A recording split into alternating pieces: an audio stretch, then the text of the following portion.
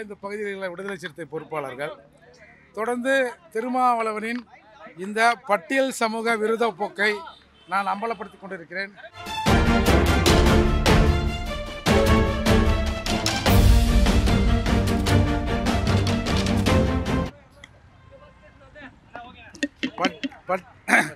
பட்டியல் சமூக மக்களின் சப்ளானில் கடந்த ஆண்டுக்கு முன்னாண்டு ஒரு 120 கோடி ரூபாய் ஆதிராவிட நலப்பள்ளிகளை சரி செய்வதற்கு இன்ஃப்ராஸ்ட்ரக்சரை சரி செய்ய சப்ளான்லாம் ஒதுக்குனாங்க. அதில் அரசு திமுக அரசு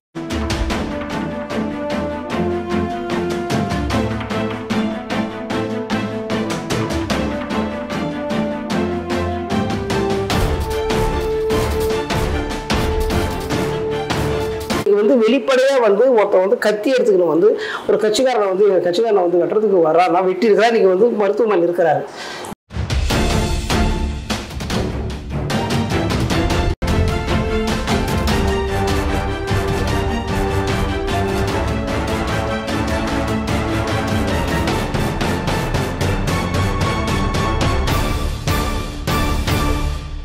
நம் தமிழ் நேயர்களுக்கு வணக்கம்.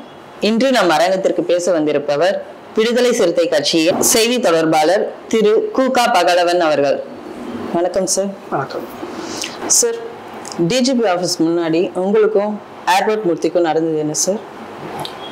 நீங்க சொல்ற அந்த ஏர்போர்ட் மூர்த்தி பேர் உச்சரிக்கிறதுக்கே நான் ரொம்ப வெக்கப்படுறேன், அசிங்கப்படுறேன். காரணம் என்னன்னு சொன்னீங்கன்னா, இவங்கெல்லாம் சுயசாதி பெருமை பேசிக்கொண்டு ஆதிக்க சாதியினர் எதிர்க்கிற இந்த விளிம்பின மக்களை எதிர்த்து படுகொலை செய்கிறாங்க, காதலிச்சா தலையை வெட்டி போடுறாங்க. அதெல்லாம் இவங்களுக்கு கேட்கறதுக்கு துப்பும் இல்லை, அறுவதும் இல்லை, அந்த திராணியும் இல்லை, தெம்பும் இல்லை. ஆனால் இந்த 1990 தோன்றிய விடுதலை சிறுத்தைகள் இயக்கம் வருகைக்கு பிறகுதான் இந்த தாழ்த்தப்பட்ட மக்களுடைய விளிம்பின மக்களுடைய நிலை மாறி இருக்கிறது. நிலை மாறினா அவங்க சொத்து வாங்கிட்டானா அது வாங்கிட்டானா இது அப்படி இல்லை, தெளிவே பிறந்திருக்குங்க. எங்கள் தலைவர் அண்ணன் எழுச்சி தமிழர் அவர்கள் வருகை பிறகு தெளிவே பிறந்திருக்கிறது.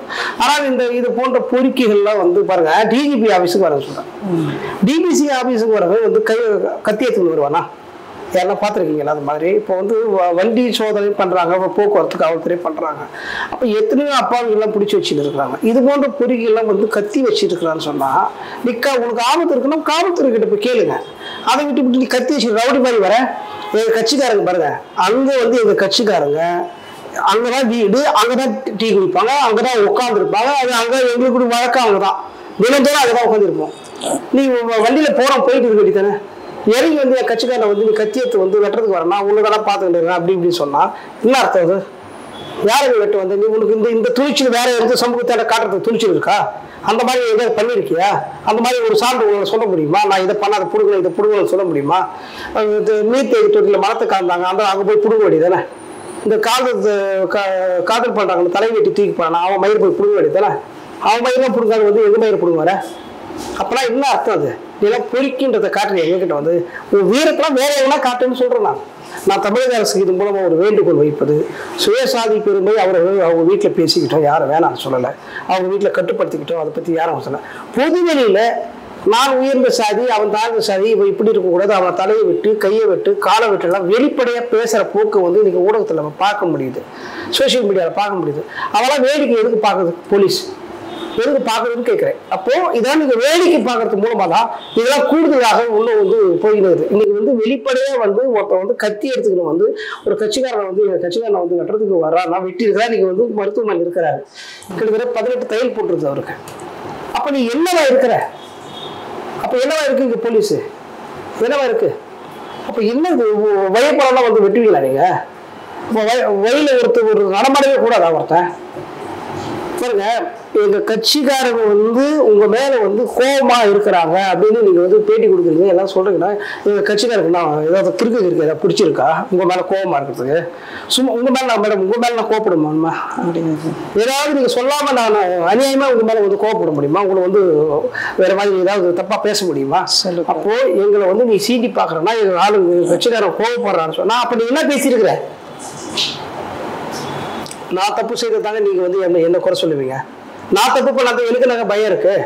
அப்ப நீ தப்பு பண்ற, நீ திருடு, நீ ஃப்ராடு, நீ ஆள் கடத்தல், கொள்ளையடித்தல் எல்லா வழக்கும் மேல இருக்கு. நாங்க புதுசா சொல்லல. நீ அந்த மாதிரி வேலையை பண்ணிக்கிறதுக்கு பதிலாக நீ இந்த சாதி வெறி சிந்தனையோடு இருக்கிற இந்த நான் வந்து இந்த ஜாதி அந்த ஜாதி அப்படியே வரிஞ்சு கட்டி நிற்கிறேன் இல்லையா, அந்த ஜாதிக்கு பாதிப்பு வருது, தலை வீட்டு போகிறான், அவனுக்கு எதிராக நீ பண்ணவே இல்லை ஒன்று கூட, எங்களுக்கு எதிராக பண்ற. அங்க என்ன வருதுன்னா இவங்க எல்லாமே அம்பேத்கர் பேரை சொல்லிக்கணும் சனாதன கும்பலோடு கை கோத்துன்னு இருக்கிறாங்க, சாதி வெறிகளோடு கை கோத்துன்னு இருக்கிறாங்க.